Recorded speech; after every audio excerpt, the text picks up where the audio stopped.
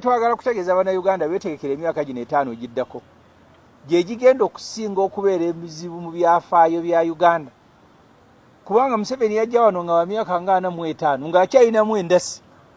Kati ono olwaleero atuuse okuwalulirwa ku ddiba, mukadde awedde emirimu, ne bw'omulaba ng'atambula olaba mukadde atambula naye agamba yagala okutambuza obulamu bw'abantu Uganda. Wadde nakyembalira gyali mugende mulayire mujja kukutematema mpolampola nga nange bwe ndiye ebiti ebirala. Yatugamba teyagenda mu buwaŋŋanguse, yagenda kola ki? Yagenda kola ki? Nze Ssaalongo Magoola Matovu ndi wa kibiina kya National Unity era pulezidenti wange ye Robert Ssentamu Kyagulanyi. Yes, mu mawulire agakagwawo ampuliriza ng'otaddeko ekigalo nga enkola yaffe akatambi kano katambule nnyo.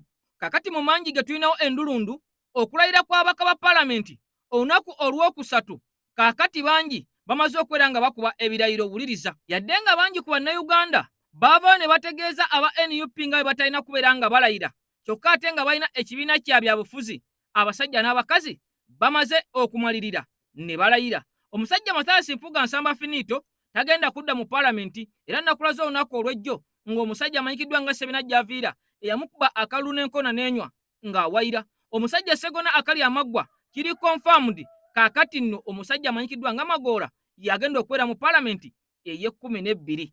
Bino byonna nga bigenda maaso, kyokka bino byonna nga bigenda maaso nga General Museveni yakamala okwera nga alayira. Kaakati nno embeera eyongedde okwera nga emukyukira. Waliwo obwino amaze okwera nga afuluma miitingi enkambwe ezitula entakera nga Kyagulanyi Ssentamu Mitembo ate abasajja bano abasuza bakukunadde. Jjukira nti ono yamala dde okwera nga alangira nga bagenda okudda mu ggwanga Uganda essaawa yonna, era nga olwo n'amawulire agafuluma gye buvuddeko nga galaga nti Kyagulanyi yankabanga yayingira munda mu ggwanga lya Uganda, era nga ne interview gye yakoze olunaku olw'ejjo ku mukutu ogumanyikiddwa nga Bloomberg, omusajja ono yabadde online, era nga n'okutuusa kati tannaba kubeera nga addibwamu kubiwako kya mulubaale wali munda mu ggwanga erya Amerika ng'alina ekifo kyonna mwali live. Kaakati waliwo okulya n'okomba essuwaani munda mu gavumenti yattibwabulwa omusajja omukadde ow'enkofiira. Kyokka bino byonna nga bigenda mu maaso, waliwo ebyama bimaze okubeera nga ate bizuulwa mu mwaka gwa 1980 General Museveni ng'akyali mu nsiko.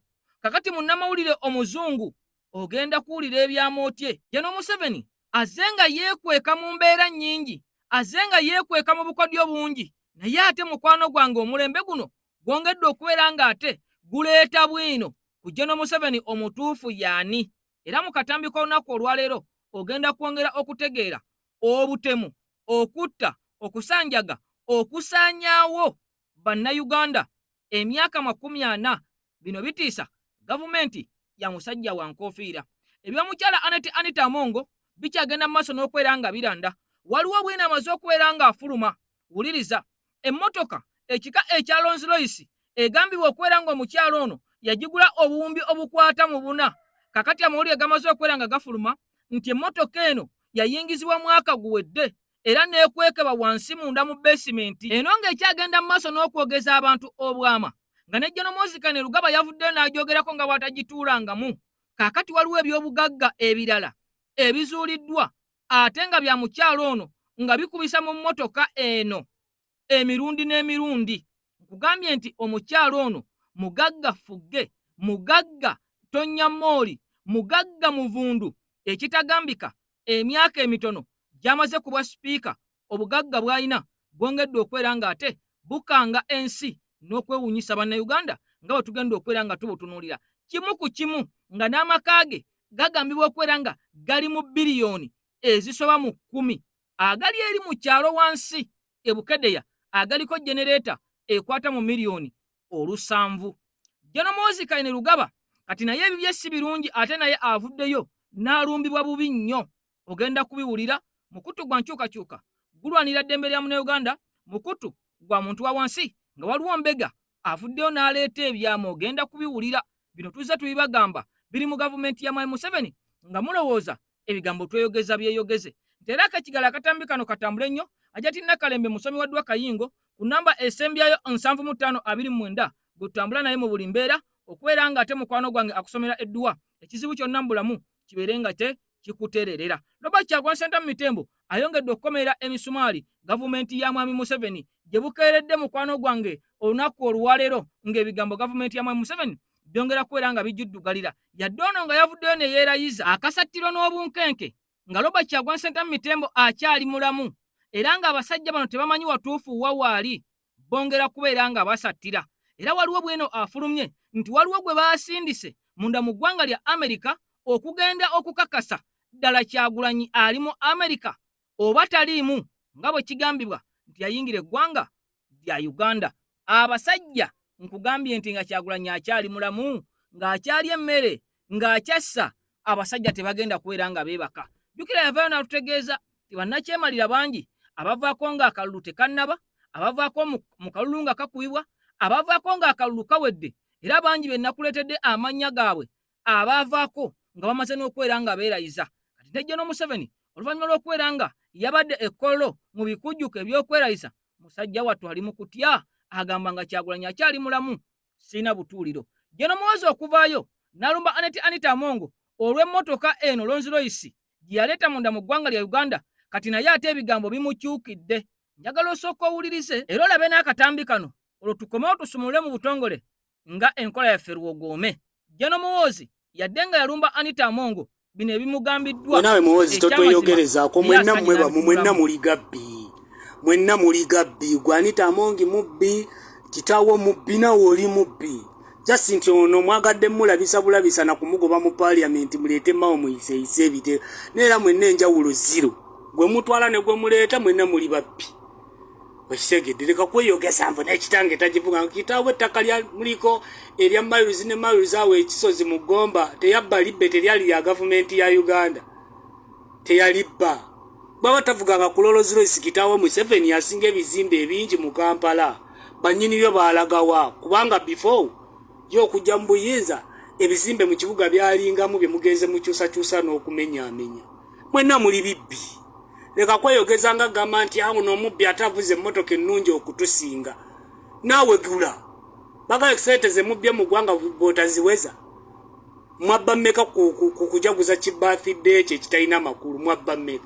Tezisoba mu bumbi obusatu ono ziyaguzeemu emmotoka. Mwenna muli bibbi, mwenna tetubaagala. Leka kwefula mbugwe oyina mbugwe wajja osobola okulwanyisa enguzi kitaawo lwaki tomujjangawo ku ssente zabbye eggwanga lino. Ate wabyogedde n'empulira obusungu. Mwenna muli babbi. Ani atabamanyi? Kiki mutabbye ku ggwanga lino? Okumanya mubbi eggwanga ne mulikaliza mwagala kutujjako bwannannyini ku ggwanga. Kitaawo ate bw'anaalisayininga nga tetufuuse mmomboze bulijjo si bye tubagamba. Kitawa maludite kako mukono wabawa akyalina obutuuze mu Uganda nga simu. Mwenna muli babbi. Muleke kugamba nti ono omubbi abbye nnyo. Omubbi asigala mubbi ne wababbye Kamasu. Kiki mutabbye wano? Mwajja mulina kaki? Simanyi nangiddemu awo. Neera temwalina ke mulina. Mwali bubi. Kati temulina. Twajjirwa bannange. Ne yonono ozali ne ggwanga gwe tebakuzaala wano toli wa wano. Pozi ng'olina dual citizenship. Ne obanga tolina dual citizenship tebakuzaala wano gw'oliwe Tanzania. Genda ononoleze Tanzania. Wano wammwe.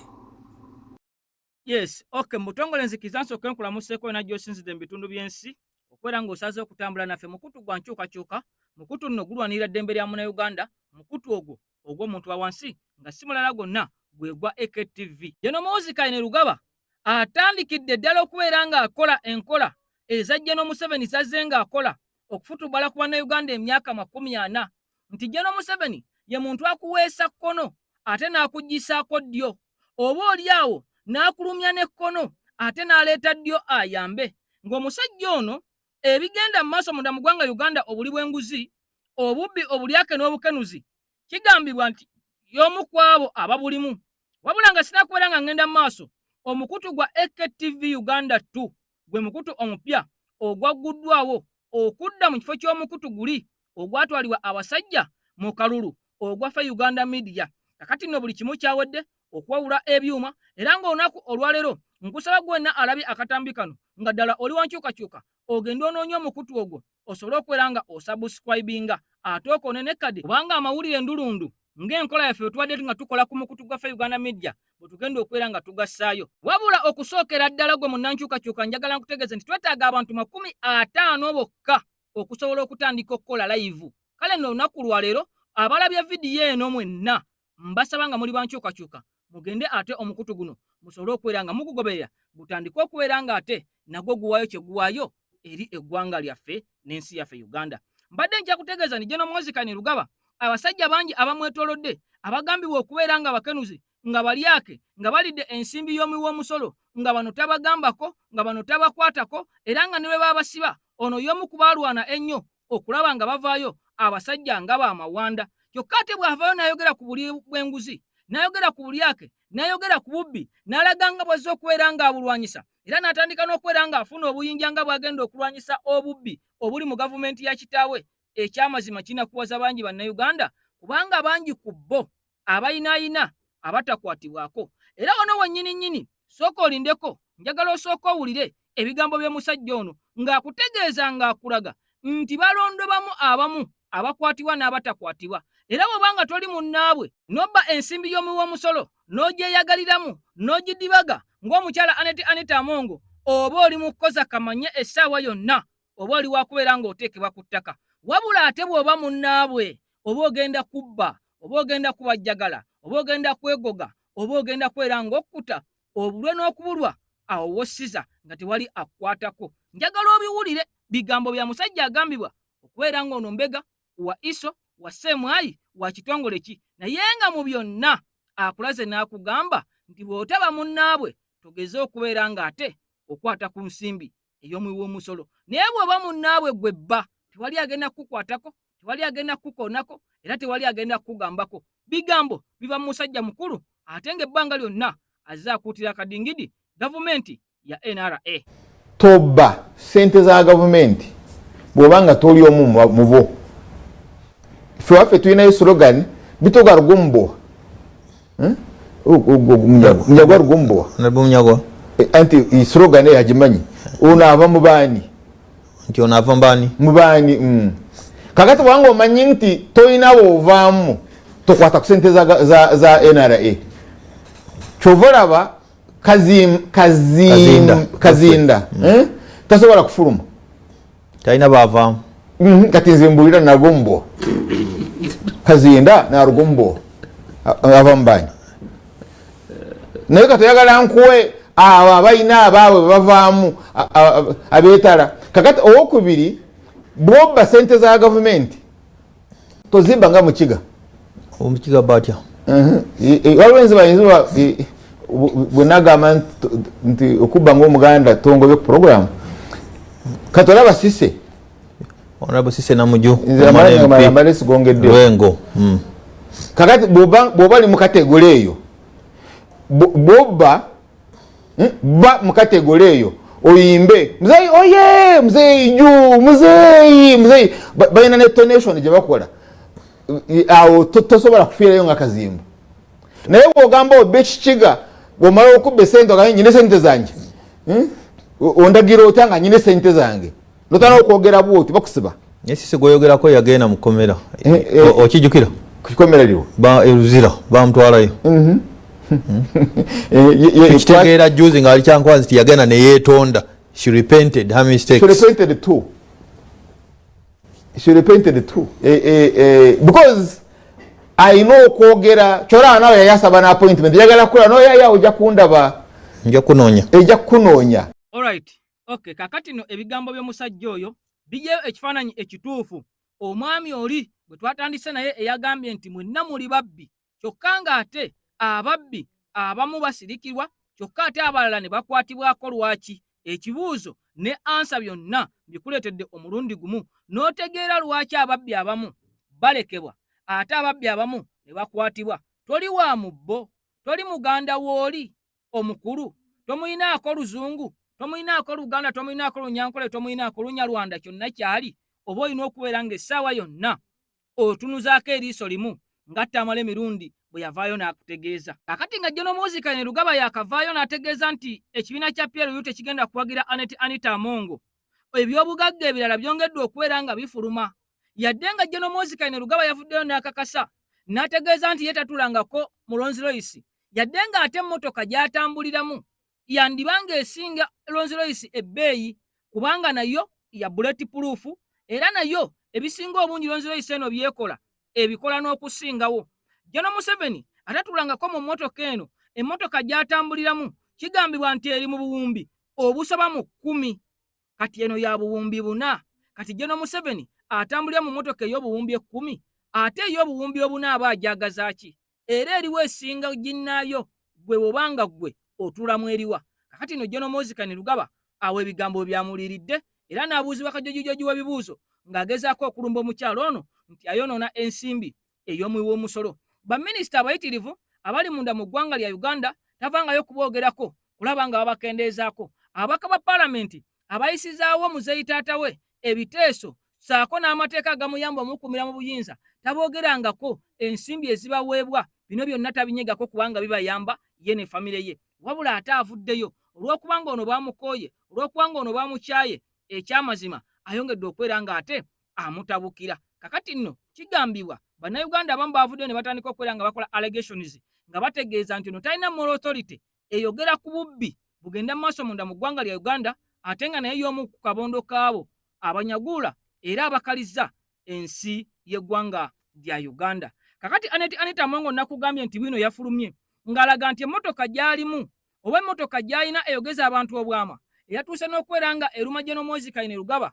Kakati nti yayingira mwaka guwedde munda mu ggwanga lya Uganda era eno neeterekebwa munda wansi mu basement wali mu Bukediya mu nju eri mu buwumbi 10 n'okusoba. Kyokka bino byonna nga biri bwe biti, njagala nkutegeeze nti ebyobugagga bingi ebyongedde okubeera nga bifuluma ku lisiti eby'omukyala Anita Amongo ebisinga emmotoka eno. Njagala osooka owulirize omukyalo ono ebyobugagga by'alina era n'ensonga ogenda kubeera ng'ogitegeera lwaki ono yatiiriddwa okusigala mu bwa sipiika ekisanja kino, kubanga omukyalo ono yandiba ng'abadde n'olukwesikwesi olukwatagana ne ba MP mbw'okugyamu General Museveni obwesige olw'ensimbi empitirivu z'ayina.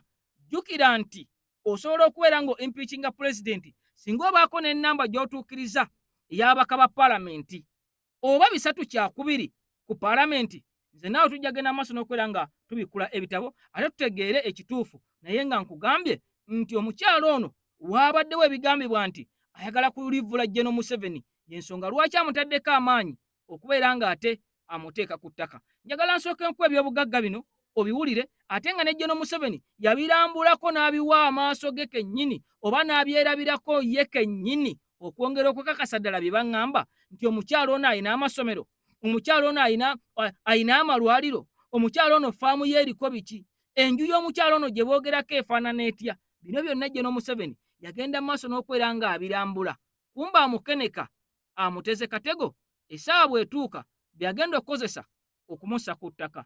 Njagala obiwulire, njagala obirabe, ate tweyongereyo mu mbeera eyo nga Kyagulanyi Ssentamu Mitembo ate naye ayongedde bafuukira akayinja mu ngatto abasajja basazeewo kusindika mbega omupya ate okugenda munda mu ggwanga lya Amerika okulaba nga musajja wattu akakasa oba Kyagulanyi gy'ali oba taliyo, kubanga abasajja baatidde yadde nga bamaze okubeera nga beerayiza.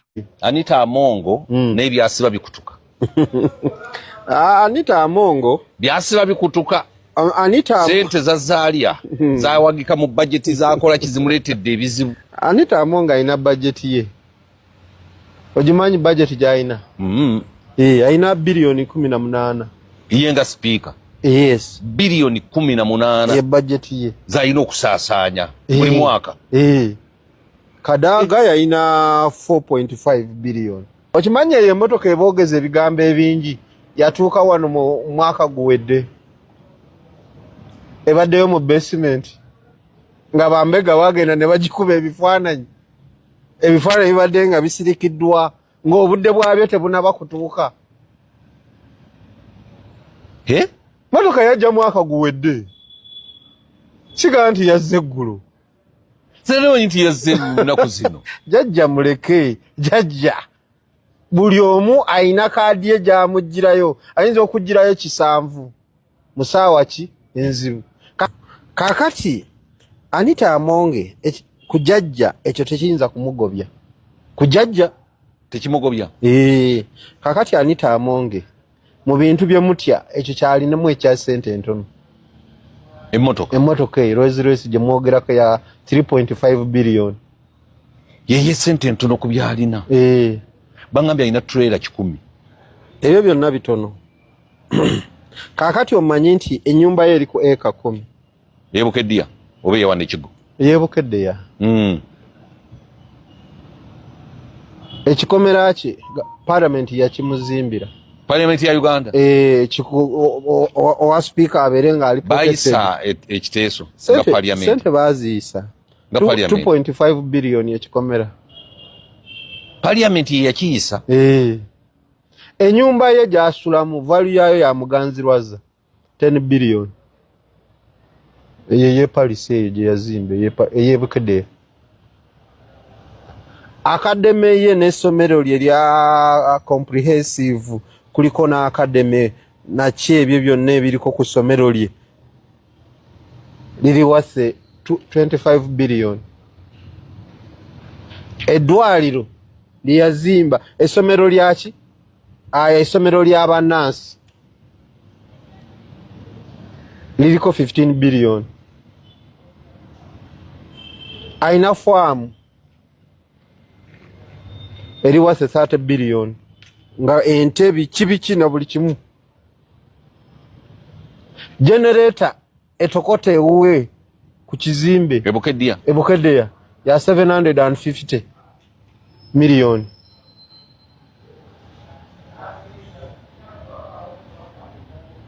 Kaakati bino ebintu bye mwogerako ebyo byonna nno jjajja abimanyi. Ebyo kubanga jjajja yagenda naggulawo yagenda ku nnyumba n'essomero ne yaliggulawo ery'abannansi. Kyotegeeza jjajja tebaamubuulira security teyamubuulira value ya bintu ebyo byonna. Ninga yava mu FDC nga tabirina.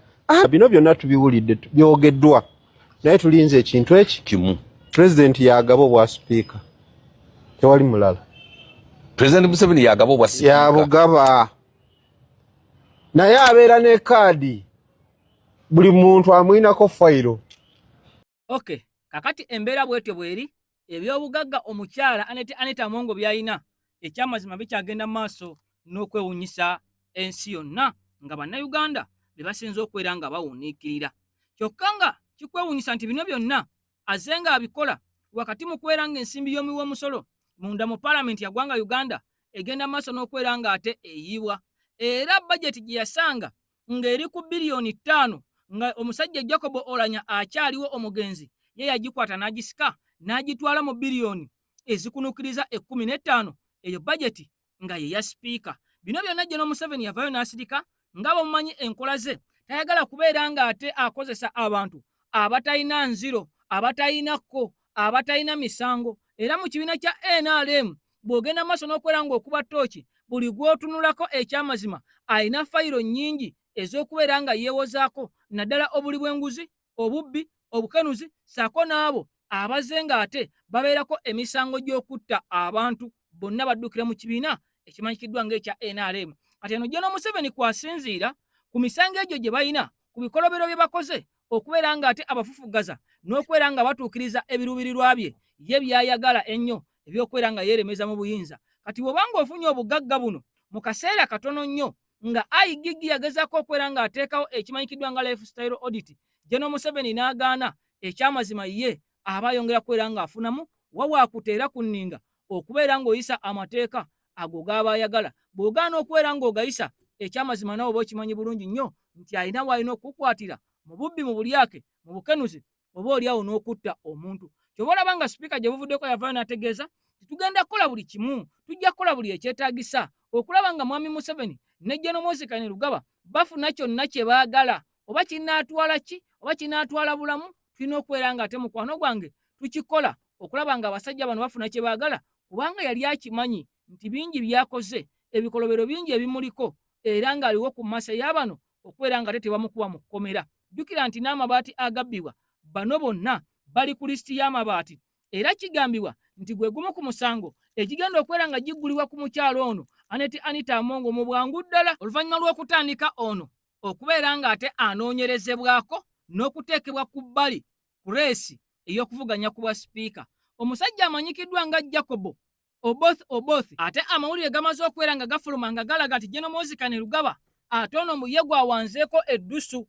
Naye kyannaku era kyennyamiza ti General Moses Kainerugaba bino byonna abikola nga ye musanyufu era nga yeeyagala era ng'alaga nti alina kyasalawo munda mu ggwanga lya Uganda, naye ng'ate mu mateeka takkirizibwa kubeera nga akola bintu byakola olunaku olwaleero, kubanga CDF omulimo gwe si gwa kubeera ng'ate awandula ddusu kwoyo agenda okubeera sipiika.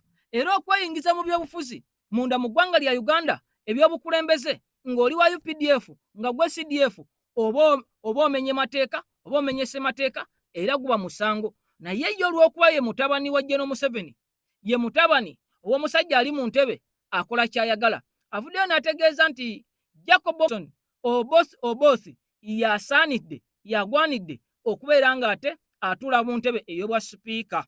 Era ng'ono alaga ti Anita Among ekyamazima okuvaayo n'atuma omusajja amanyikiddwa nga Kabanda bajjeyo obuwagizi bwabwe ng'aba PLU ku mukyalo ono. Omusajja ayongedde okubeera ng'ateekawo layini n'okulaga nti Anita tebakyamwetaaga.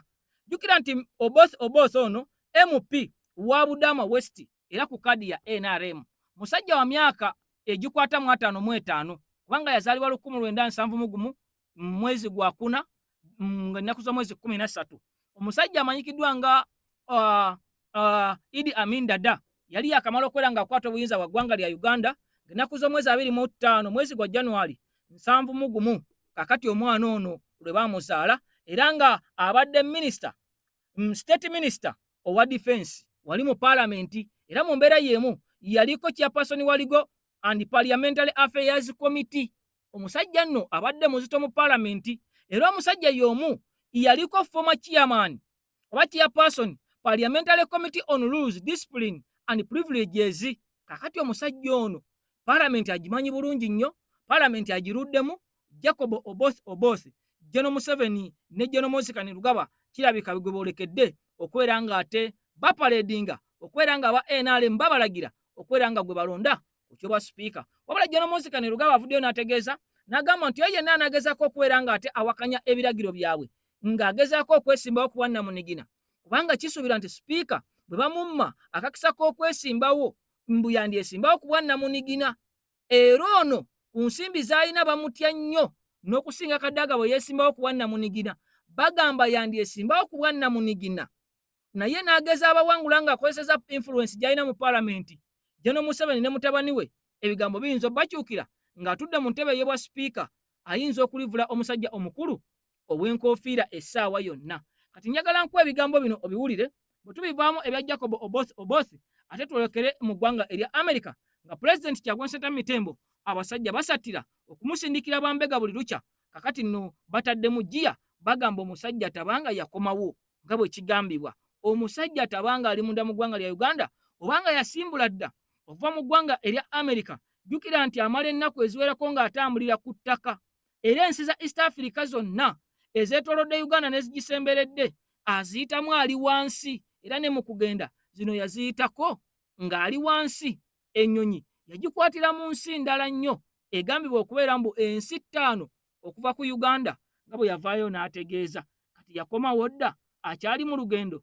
Nze naawe ebigambo tugenda biwulira, tugenda kubiraba, naye nga mbega yamaze dde okubeera ng'asindikibwa okukakasa oba ono mu ggwanga lya America akyaliyo obutereevu nnyo. Ebya Oboth kansooke mala okubeera nga mbikuwa. State Minister for Defense kakati no aleetebwa ku kyobwa sipiika nga Anita Among tayebwa bakunoonyerezebwako, ate nga kiraga nti tayebwa General Moses Kainerugaba ye amuteerayo akabega n'agamba mu musajja mulungi era musajja wa mpisa era ye yandikomeka era nga takwatiddwako. Anita Among n'akafiiramu ng'omuntu bw'ati bwannamunigina nga bwe gwabadde ku mabaati nga bonna baagabba bayitirivu ne basibako nandutu. Kati Anita Among yandimugoberera mu kkomera. Kaakati mukwano gwange ogenda kubiwulira bigenda kubeera ng'ate bikwewunyisa. Wabula Oboth ono bamuleese mbu okubeera ng'afulontinga ku bwa sipiika, naye ate waliwo ebyama biyitirivu nnyo ebimu ebiba mu PLU ne NRM byolina okutegeera ne weewuunya ensi.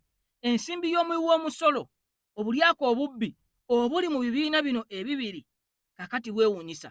Sooka owulire ebigambo bino otubivaamu tweyongereyo ewa Kyagulanyi mu Amerika, saako mu mbeera y'emu ogenda kulaba okutta General Museveni mu myaka gya 8 eyo bwina afulumye nga yeewuunyisa ku musajja ono takyukanga ne gye buli kati. Eyo abanga nti waliwo profesa aba mu bitundu by'eruweero eyo yawangudde akalulu bwe baagala okuleeta era ng'erinnya lye abakulu bali muddi kubaganyako ebirowoozo era nga bwe gwali ku mulundi guli nakugamba nti Amongo si ye yali empiki eyali ey'okubeera sipiika, baali baagala Oboth naye ono mu lukujjukujju yabayitako n'afuuka sipiika. Kati ne balinda ttaamu ey'okubiri bwe bayinza omumukwatira. Bw'oba weegendereza era n'olwaleero waliwo erinnya lye baaguzizza pulezidenti, waliwo abayisizzaawo erinnya awo wabbali.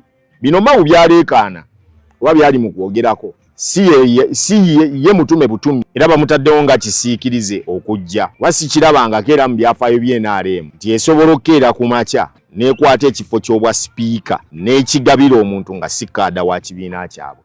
Ekyo kizibu. N'olwaleero we twogerera waliwo erinnya lyengenda okubawa bifo nga tebannagenda mu kulonda nga omukulu oyo bamaze okumuguza abantu. Olutalo lw'olabawo olwaleero luno luli planted by Kabanda, y'omu ku bantu be bagamba ababadde batava wa sipiika enkya n'eggulu era mbu y'omu ku babadde batabulira n'abantu kacaayi awo nga bagenzi eyo okukyalayo.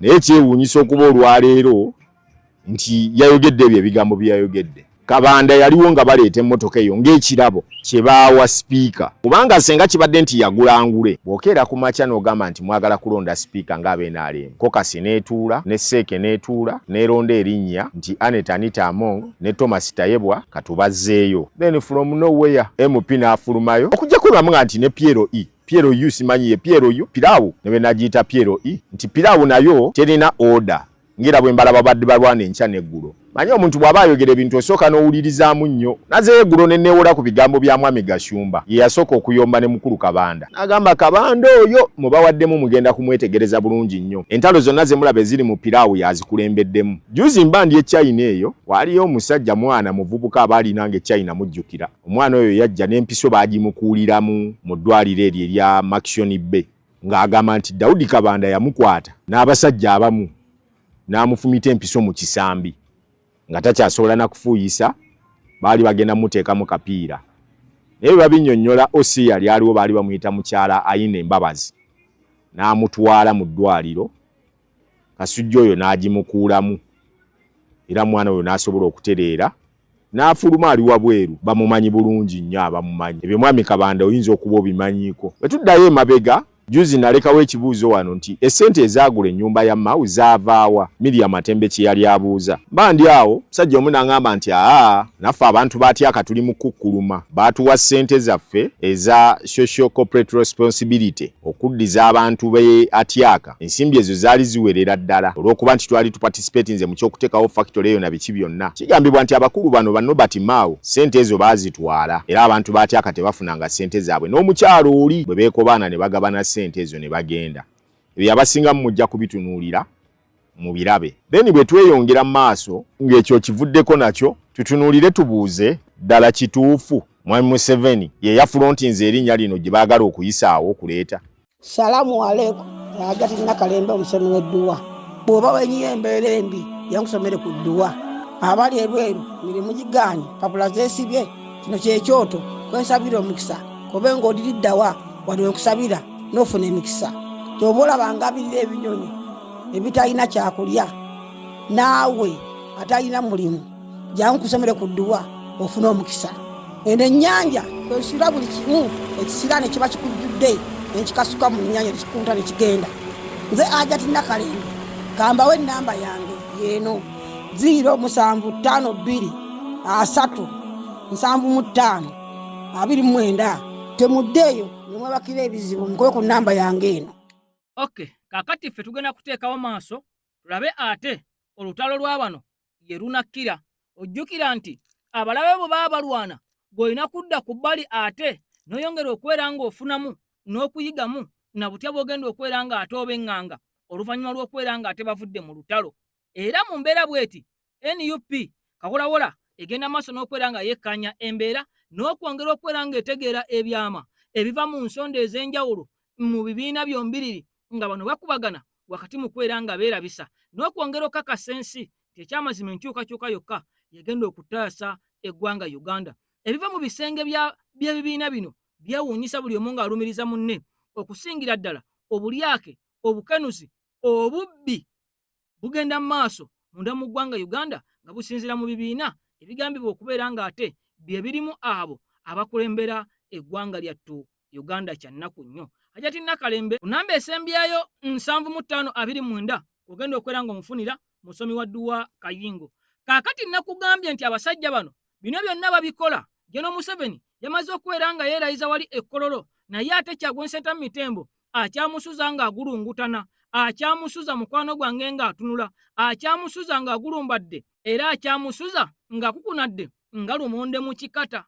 Kyagulanyi Ssentamu Mitembo okuwera nga mulamu ng'ali munda mu ggwanga lya Amerika oba ng'ali munda mu ggwanga lya Uganda, abasajja bano tebayinza kuwera nga batereera. Jjukira nti obulamu bwa Kyagulanyi gwe muziziko omunene abasajja bano gwe balaba era gwe batunuulidde nga gwe ogenda okuwera nga gubalemesa pulaani zaabwe ze bazimbidde emyaka 40 n'omusobyo okwagala okufuula Uganda obwakabaka bwabwe nga bwe bizze nga byogerebwa. Kaakati Kyagulanyi okuwera nga mulamu, abasajja bano tebayinza kuwera nga batereera. Njagala owulirize ebigambo bino ebivudde ow'omusajja azze nga alabula entakera, azze nga akuba ttooki saako n'okulengeza bannayuganda ebijja ate ne biba. Kaakati mu bisenge bya Waaka Kyagulanyi abasajja bamusindikidde dda omusajja okubeera ng'agenda maaso n'okubeera ng'akakasa ddala kiki ekigenda mu maaso munda mu ggwanga erya Amerika. Kyagulanyi nga tebakyamulaba ku lutimbe, Kyagulanyi nga tebakyamulaba nti ali wano ali wali nti asisinkanye bannayuganda. Akasiriikiriro ka Kyagulanyi kokka abasajja bano nako kabasattiza. Njagala obiwulire then bwe tubivaamu ndyoke nkutwale mu bwino omukambwe ogenda kuwulira nga n'obujulizi we buli.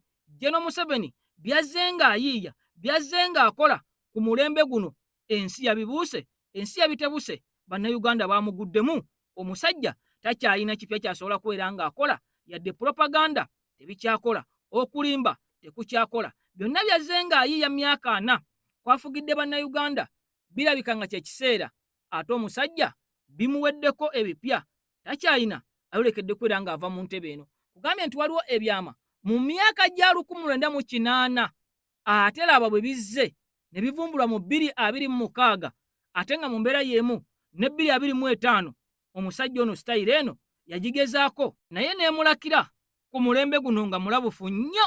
Kakati ebintu byongedde okubeera nga bimukyukira. Twogera ebigambo wano olwaleero, omukulembeze leero abaddeko ku mutimbagano ogumu gwe wayita Bloomberg n'atuwa ebigambo bino.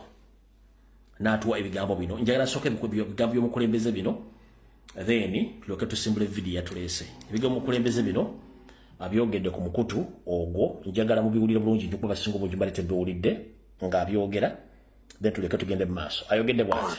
The Ugandan government is known for enacting laws targeting individuals.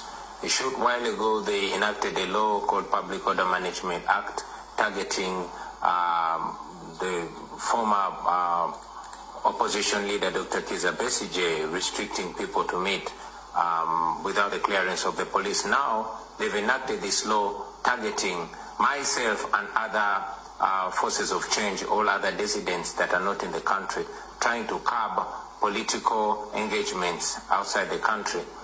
After cutting off all funds that is legally and constitutionally allocated to the opposition, now they're trying to incapacitate the opposition by stopping any funding unless it goes through the minister. In this law, I must also mention that it is provided that any Ugandan that leaves the country is referred to as a foreigner, and Ugandans that are living outside the country that send money back home to the people that receive that money are regarded too as agents of foreigners. This is meant to cut down all funding to incapacitate the opposition and to, maintain regime survival. It is one of those embarrassing laws that are used by tyrants, by authoritative leaders to ensure that they incapacitate the opposition. How do you sustain a party then if this is in fact the law now of the country? Well, we were told by Martin Luther King that when a law is unjust, it is not only right to disobey or to break that law, but it becomes a moral duty to break that law. So it will become a moral duty for Ugandans to creatively break that law. Of course, it's going to be challenged in court, but because the judicial system is also in the pocket of General Museveni, the Ugandan dictator, there's no hope, even in the law. The only option by Ugandans is to ensure that they remove that regime so that we can be able to repeal all those oppressive laws. All right. Omukulembeze ebiga byayogedde olwali babadde ku mukutu ogumu ogw'amawulire mu America ebiga byayogedde. Kati Mr. President nkulamusizaako wonna wooli manyi oli bulungi Mukama akkingirize. Nsaba okutegeeza wonna wooli wootambulira oyongeremu ebyokwerinda by'olw'ensonga nti kati America egenda kufuuka destination ya buli batemu bonna aba state abakolera state omuli ne ba minister abagenda okubanga bajja mu America buli kaseera nenge ekibaleese kumanya abatemu baabwe batuuseewa mission zaabwe zituuseewa era mbayinza okutabira nnyo mu office nga bajja kubatambula nenge ekikulu kyabasi era mujja kirabako nga minister basinga obulina abantu mu state nga batambula nnyo okuyingira eggwanga lya America nga kibaagala okumanya operation zaabwe zituuseewa ezokuba nti bafuna omukulembeze okumutuusaako obulabe ne family ye. So Mr. President wonna wooli nsaba okukuluma kukuta okutegeeze nti abatamanya ngamba bagenda kubayingira mu era essaza zino twogere essaawa zino ndowooza Barambarugahara ayinza okuba yatuuse ekiro kya leero ayinza okuba yatuuse y'omu ku bazze okufolowinga projekiti zaabwe ez'okutuusaako obulabe we zituuse ye mwali ate era agenda kuba kufolowinga wonna ogenda wonna ogenda okuba nga otambula kubanga entambula zo sizimanyi ajja kuba kufolowinga olw'ensonga kati batambulirako ensonga ez'okuba nti baagala kukola ki baagala kutuusaako obulabe oba famire. So Mr. President wonna wooli tambula ng'ekyo kimanyi ekirala kino njala kigamba nakyo kitegeere. Abantu bangi mu chapter ez'enjawulo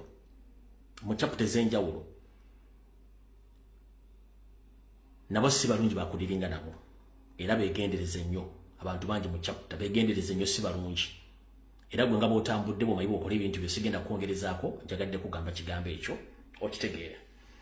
Kati awo tuvuddewo.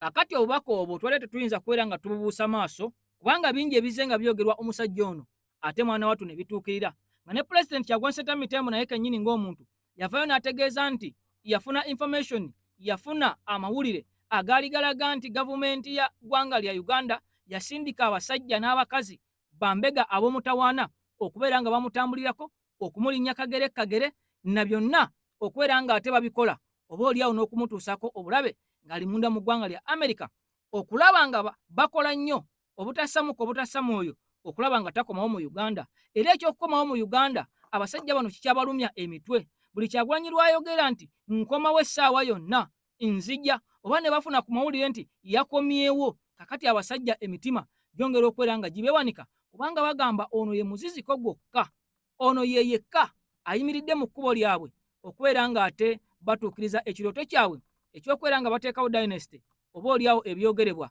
munda mu ggwanga lya Uganda. Kale nno obubaka obwo twongere okubeera nga tubusaasaanya n'okubwongerayo oba oliawo omukulembeze asobole okubeera nga ate ayongera ku security ye n'okwebereramu nga bwazze ng'akikola yadde ng'ono akimanyi naye alina okubeera nga ajjukizibwa kubanga muntu talina kubeera nga alaga ya ssaawa n'emu dakiika n'emu katikitiki nakamu kubanga abasajja bano si bangu kubanga tubirabyeko ng'abakulembeze abadde bagezaako okubeera nga balwanirira ensi zaabwe bwe bazivaamu ne bagendako mu mawanga gano ate abasajja abali mu buyinza mu ggwanga eryo erimu oba oliawo basindika abakyamu ne babatuusizako obulabe mu mawanga eyo gye baba bagenza okubeera nga beewogoma. Kale no President ongera okubeera nga tumusabira n'okumuteeka mu ssaala kubanga bano abasajja okutta okutirimbula okuzikiriza kirabika kibali mu musaayi. Njagala owulirize nnyo akatambi kano.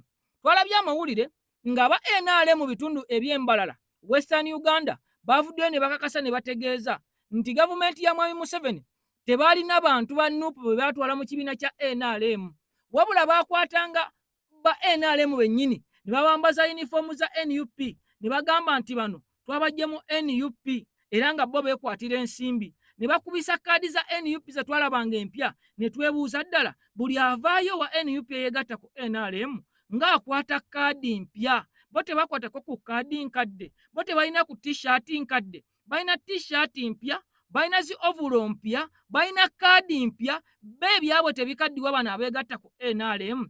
Kakati nga aba NRM bongera okukakasa n'okuwaga mu kalulu nti aba NUP bangi 10 abaakyukanga ne bayingira NRM. Era twawulidde ne ku nsimbi ezaagabibwanga miliyoni ezikwata mu 2 nga baziwa omuntu ne bamugamba twagala ogambe nvudde mu NUP sigenda kugiddamu era etulimbalimba etubuzaabuza. Ebigambo ebyo mwabiwulidde, twabikoze twabizannye wano ku mpewo zaffe. Kakati olunaku olwaleero si gwe mulamu ogw'eggulire lino eryakubiddwa.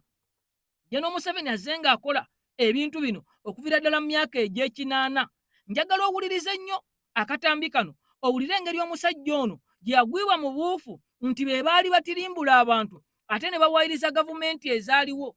Abayeekera be bajjanga ne batta abantu ate ne bakomawo ne bakaaba n'abantu nga babalaga nti si be bassa abantu. Jjukira nti Kayindo Tafiira ebigambo bino yabyogera. Kati njagala olaba omusajja omuzungu eyasooka okubeera ng'azuula kino kiki ekyamutuukako abasajja bano mu kugezaako okubuzaabuza obujulizi. Njagala olabe abasajja bano nti ne gye buli kati sitayiro ze bakozesa ez'ekiyeekera zaabalemeramu, yadde ng'ate bagamba nti obuyeekera bwaggwa era eggwanga bali kulemberera ku mateeka agali mu constitution ey'eggwanga erya Uganda. Kyannaku nnyo nti abasajja era gavumenti eriko ekyali mu sitayiro z'obuyeekera okujja ne beefuula kye batali ne bakola kino ne bakulaga nti bali kino gy'emirimu gyabwe bwe bubadi bwabwe camouflaging ne gye buli kati Jeno Museveni abadde akyagezaako mukola yadde nga bannayuganda baamugwamu mu buufu ne bino byonna era ne bajja nga babiwakanya nga babikubamu ebituli n'okumulaga nti omulembe guno si gyegyo gyozze ng'olimbalimba. Ono omusajja yali yabitandika dda. Munnamawulire omuzungu kaakati nno ono teyasimattuka. Musajja wattu olwabagwamu nti be batta abantu ate nga beewakana ne bawayiriza gavumenti eriko nti yetta, omusajja teyasimattuka. Njagala obirabe obutemu bw'abasajja bano bwava dda. Akamu ku bukodyo NRA ke baakozesa mu lutalo eruweero kwe kuttanga abantu ekiro ate emisana ne bawaayiriza abasajja b'obote okutta abantu abannansi oba bannansi abatalina musango. Mu 1983 munnamawulire omu Mugirimaani yagenda mu nsiko eruweero mu lutalo. Munnamawulire ono yali ayitibwa Mark Chum oba Mark Shudi. Mumunoonyerezeeko. Ekyatwala munnamawulire ono mu nsiko kwali kunoonyereza na kuzuula mazima ku kutirimbula kuno okwali kugenda mu maaso. N'amawulire agaali gasaasaanidde ensi yonna ku biki bye baawuliranga biva eruweero. Shudi ono oba Shudi baasinkana ne Museveni n'abaduumizi be ab'oku ntikko be twogeddeko oba bwe tuzze twogerako, the top 10. Kiki yali ayagala okuwulira? Museveni ne banne baalonda David Sejjusa oba David Tinyefunza mu kiseera ekyo ne Jim Muhwezi okuwerekera munnamawulire ono mu kifo gye baali batuumye entuumo oba gye baali batuumye entuumo z'emirambo oba nga bagipanze egy'abantu ba bulijjo be baali basse. Abatemu bano bennyini baagamba munnamawulire ono nti Obote ye yali asse abantu abo. Maaka bwe yalaba obungi bw'emirambo gino gy'abantu ba bulijjo yatyamu era n'abuusabuusa biki Tinyefuuza ne Jimuhwezi bye baali bamugamba era yababuuza naga nti lwaki ate amagye g'Obote gatta abantu ate ne gaddira emirambo ne gagituuma wano abantu bonna we basobola okugirabira ne batagiziika nga bamanyi nti kino kibasuula mu ntata. muveewo nammwe. Nakati why would Obote's army collect dead bodies and not bury them, knowing this could implicate them for killing innocent people? Teyakoma okwo era yabongerako ekibuuzo. Nakati bategeera batya nti Obote ne banne be basse kati wali bantu balala bonna mu ddwaniro Luweero okuggyako mmwe aba NRA? How they knew that dead bodies are collected in the place since there was nobody in that area other than the NRA soldiers? Munnamawulire ono yalemerako n'agamba nti ayagala kugendako mu mboozi ey'akafubo n'abantu ab'oku kyalo abuulirize amanye ekituufu ku ttemu lino. Abasajja ba Museveni tebaasanyukira ngeri ki Mark gye yali ayagala kumanyaamu ensonga zino, era nga balabye nti alabika agudde mu bulimba bwabwe, era nga balaba nti akitegedde nti bo bennyini aba NRA be batta abantu wabula si bajaasi b'Obote. Batya nti Mark agenda kubuulira ensi yonna ekituufu. Bwe batyo ne balagira Mark ono munnamawulire mu Germany addizibweyo bunnambiro 2-3 ng'avudde mu ddwaniro. Ne bamusalawundinga ne bazikookinga. Mark bwe yali addayo musajja wattu baamutta era ne bawamba ne kamera ye n'ebyo bye yali awandiise nga notes byonna ne bisaanyizibwawo. Mu 1984 NRA yafuna munnamawulire owaayo William Pike era ateeberezebwa okubeera nga yalina connection ezisinga oba ye yalina connection ezisinga ku masimu era nga yali mwavu era nga asobola okukola nga masinale. Museveni yeezira mwavu. Bonna abantu bemulaba ba white washing bonna batagetingira ku sente baba baavu. Kati afuna Pike ono nga muzungu ninga mwavu mulungi runkupe namugati wayi toyagala kasente bwe tuwamba gwagenda okukulira olupapula lw'amawulire mu Uganda tukuwe sente ziringa obugulu bw'eggongolo.